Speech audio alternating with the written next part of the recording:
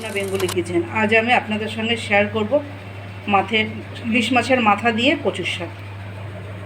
এখানে ইলিশ মাছের মাথা আমি ভালো করে ধুয়ে টুকরো টুকরো করে কেটে নুন হলুদ মাখিয়ে নিয়েছি। আর এখানে আমি কচু শাক সিদ্ধ করে ভালো করে জলটা ঝরিয়ে নিয়েছি। আমি এখানে একটা কড়াই বসিয়ে দিয়েছি। আমি এই মাছের মাথাগুলো প্রথমে ভেজে নেব। একটু তেল দিয়ে দিয়েছি। আমি এটা সাদা তেল দিয়েছি, আপনারা সর্ষের তেল দিয়েও করতে পারেন।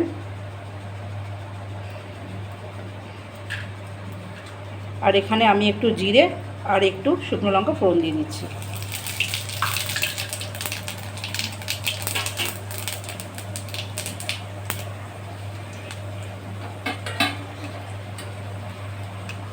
এবার আমি এর মধ্যে মাথা দিয়ে দিই।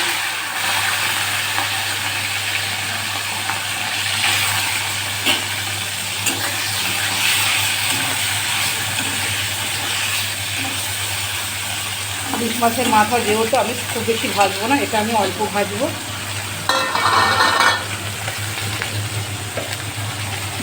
আর আমি এখানে একটা পেস্ট বানিয়ে নেবো। আমি এর মধ্যে জিরের গুঁড়ো দিয়েছি, কাঁচা লঙ্কা, টমেটো আর আদা, নুন হলুদ সব কিছু দিয়ে আমি একটা পেস্ট বানিয়ে নেব। আর অন্যদিকে আমার মাছের মাথাটা ভাজা হবে। আমি এখানে মাছের মাথাটা ভেজে তুলে নিয়েছি। আর আমি এই তেলের মধ্যে আমি এই মশলাটা দিয়ে দিই।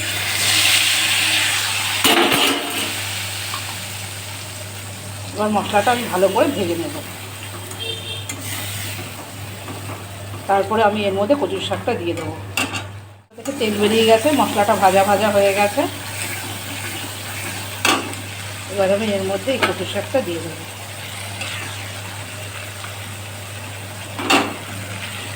এটা ছোলা কচুর শাক।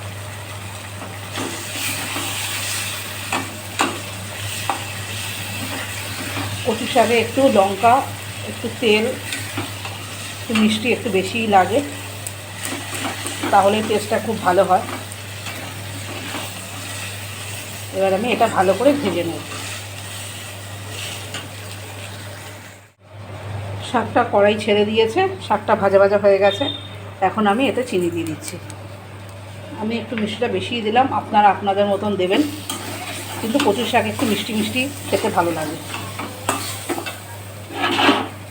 এবার আমি যেই মাথাটা ভেজে রেখে দিয়েছিলাম, আমি এবার এটা দিয়ে দিচ্ছি।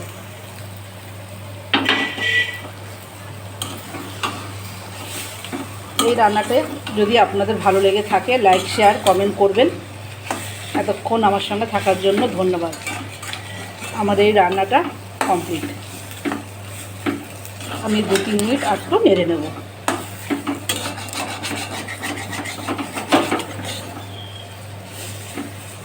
আমার এই রান্নাটা হয়ে গেছে।